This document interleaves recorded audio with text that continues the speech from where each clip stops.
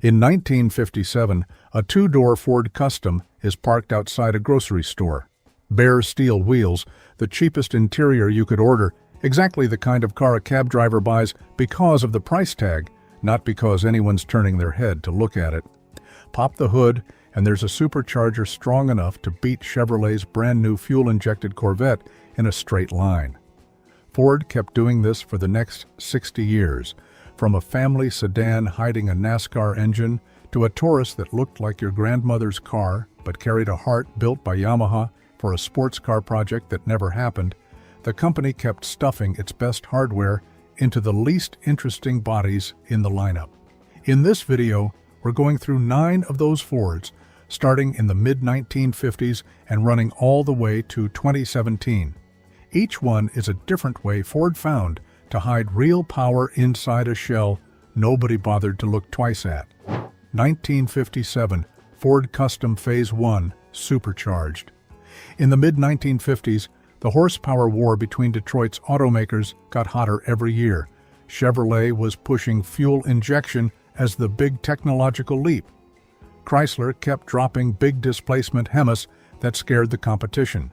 Ford, in 1956, sat back and decided they needed their own weapon for the 1957 stock car season. The answer was a McCulloch Vave R 57 centrifugal supercharger bolted onto Ford's 312 V8, factory rating 300 horsepower, enough to go toe-to-toe with whatever Chevrolet or Chrysler had on the table. But to race in NASCAR, Ford had to follow homologation rules, which meant building at least 100 street cars with that exact setup. And Ford split that number in a way nobody expected. Just 15 two-seat Thunderbirds, 20 convertibles, and the largest chunk, 65 cars, went to the Ford Custom, the cheapest, plainest full-size sedan in the entire lineup.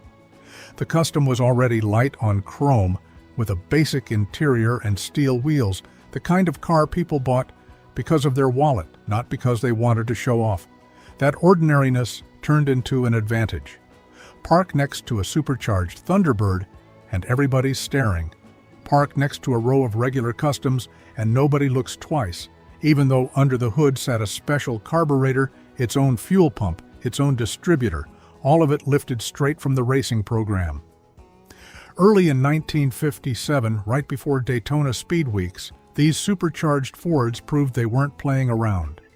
One Phase 1 Thunderbird set a new speed record for an American production sports car, 138.755 miles per hour, blowing past the previous year's Corvette record. Then April of 1957 hit, and NASCAR banned superchargers and fuel injection outright. A few months later, American automakers signed the AMA agreement, pulling out of factory-backed racing. Ford had to shut down its plan to mass-produce supercharged engines just months after announcing the program in the first place. Today, only about 3 genuine Phase 1 Ford Customs are confirmed to still exist.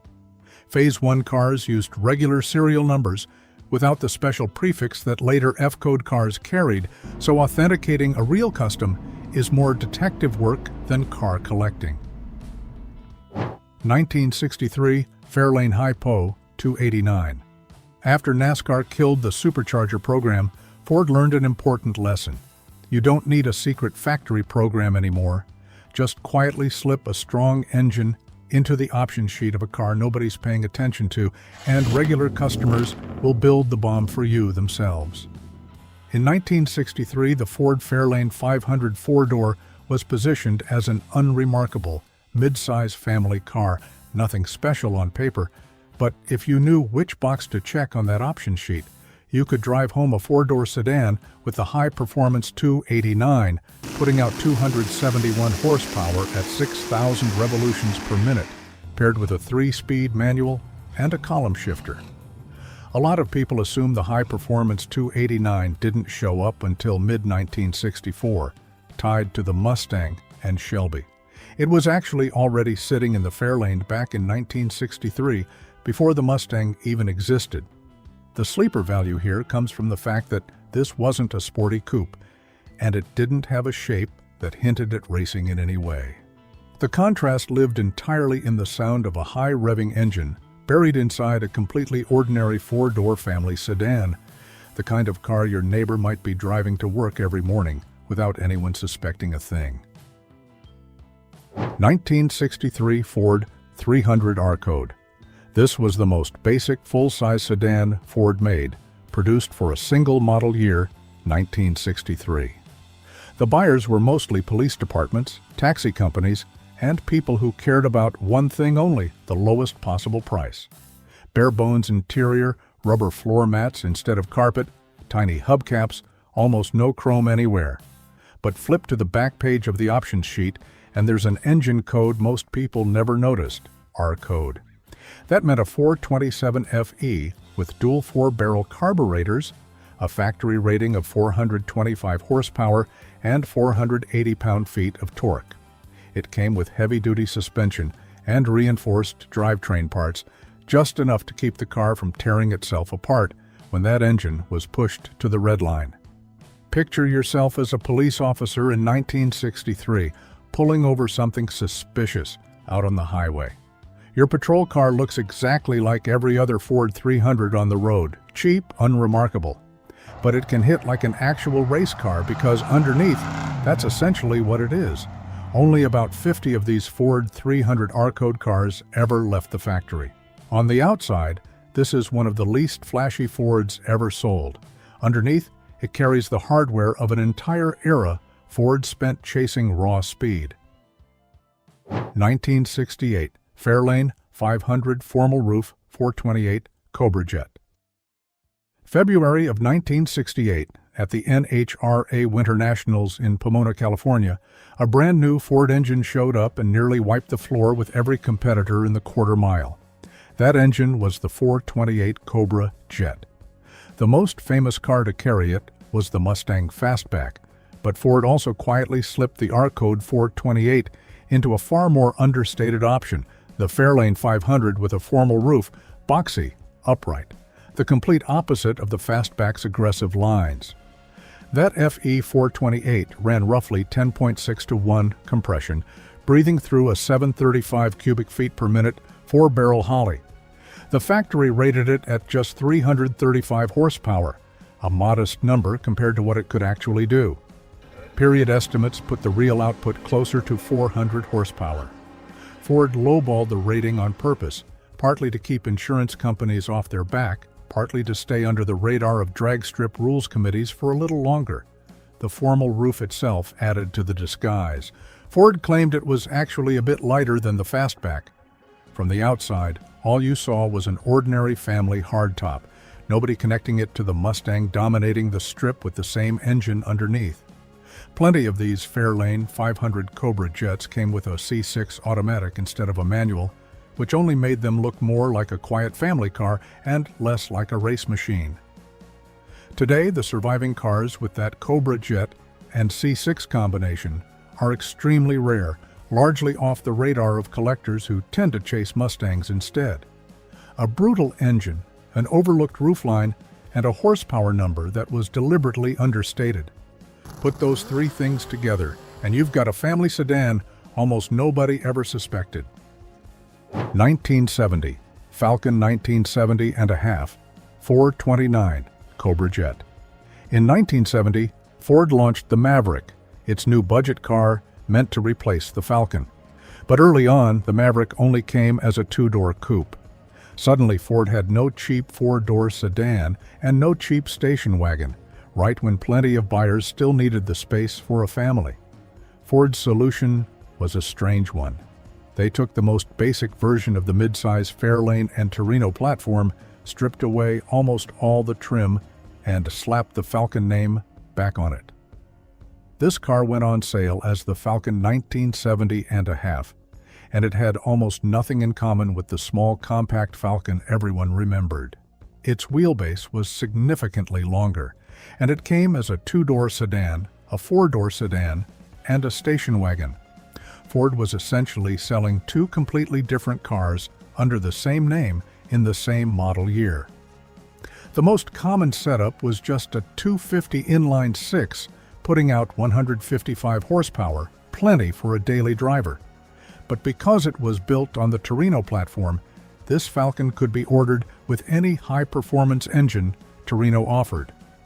The top of that list was the 429 Cobra Jet Ram Air V8, rated at 370 horsepower and 450 pound-feet of torque. Stop and think about that for a second. The Falcon name had always meant economy, a cheap compact for college students or office workers on a budget. And now it could carry genuine big block muscle. Nobody knows exactly how many of these were built with the 429 Cobra Jet across each body style, since the number was tiny to begin with. But the survivors are now considered some of the strangest sleepers Ford ever let out of the factory. 1984 Ford LTD LX 5.0 HO. By 1984, the American auto industry was still climbing out of the oil crisis and tighter emissions regulations. The LTD was a mid-size sedan that looked exactly like whatever anyone else was driving to work. But Ford built an LX version on a shrunken Fox body platform, sharing its chassis with the Mustang of the era. This time, Ford wasn't reaching for a giant 427, 428, or 429 like the glory days before. Instead, they matched a four-door sedan body with the engine, platform, and chassis tuning that carried the spirit of the Mustang.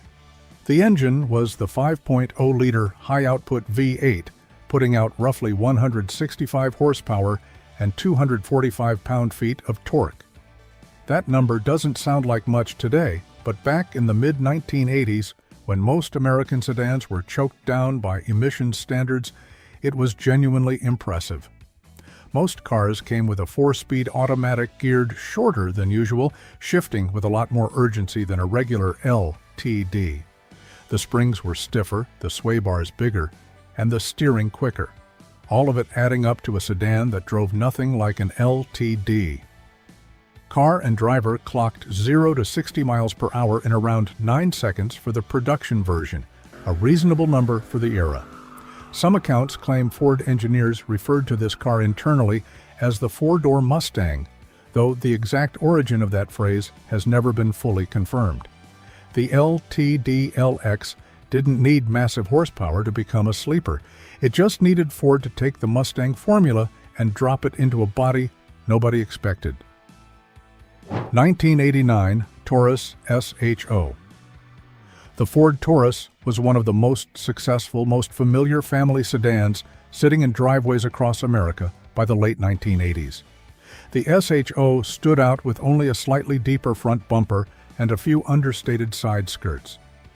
Parked next to each other in a lot, most people couldn't tell it apart from a regular Taurus. The SHO's real story was under the hood. A 3.0-liter V6 24 valves, designed and built by Yamaha, with dual overhead cams on each bank and a redline around 7,000 revolutions per minute. It made roughly 220 horsepower and 200 pound-feet of torque sent to the front wheels through a 5-speed manual sourced from Mazda. Here's a detail most people don't know. In the early years, Ford also sold a Taurus MT5 with a 4-cylinder engine paired with that same 5-speed manual.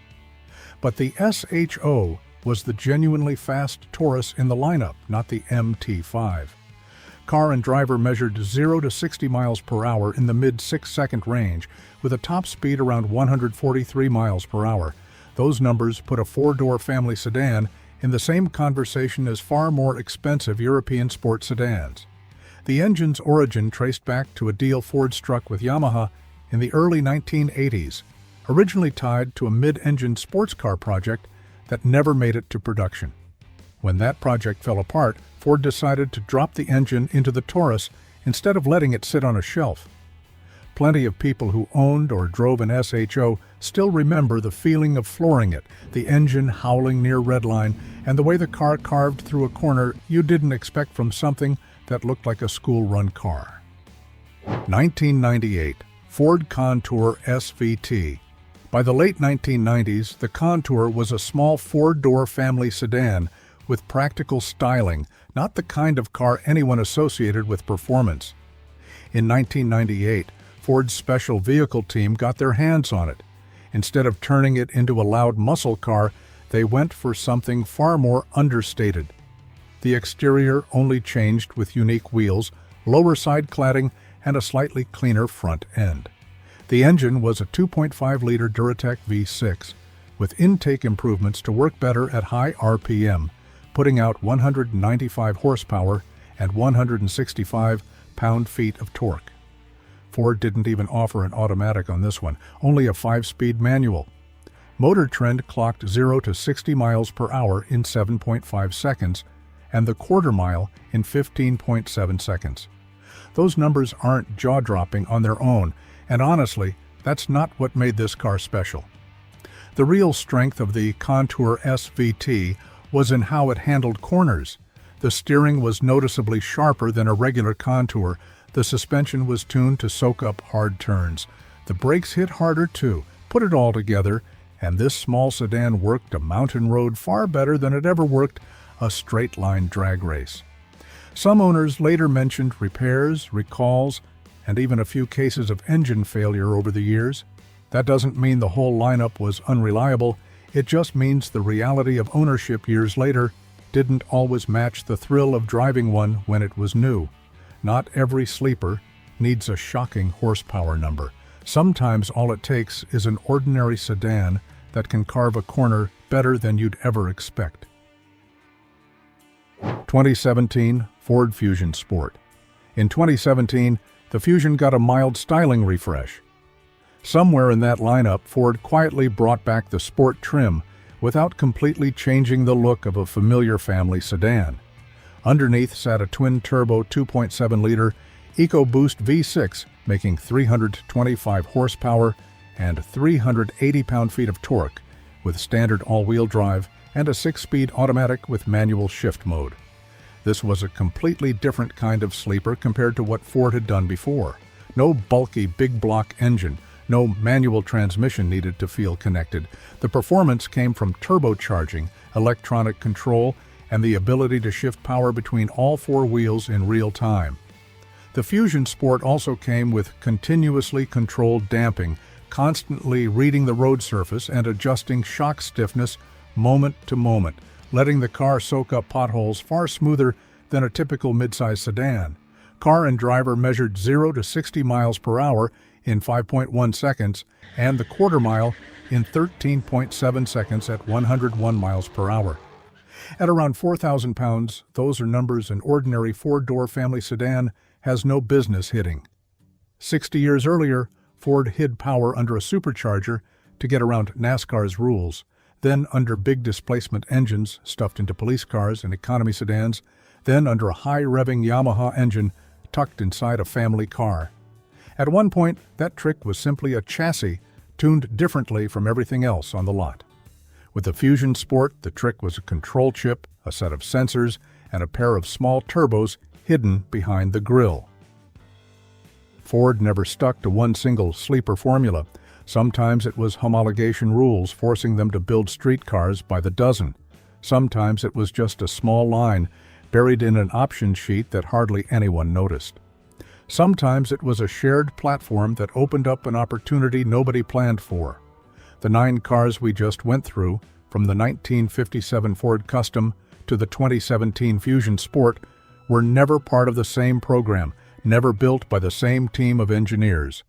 What ties them together isn't the technology. It's the same repeating contrast, ordinary enough to get ignored on the outside, something nobody expected underneath. Next time you spot an old 4-door sedan with nothing remarkable about it, sitting next to a gas station, maybe don't walk past it so fast. If you enjoyed this video, drop a like and let me know which Ford sleeper on this list surprised you the most.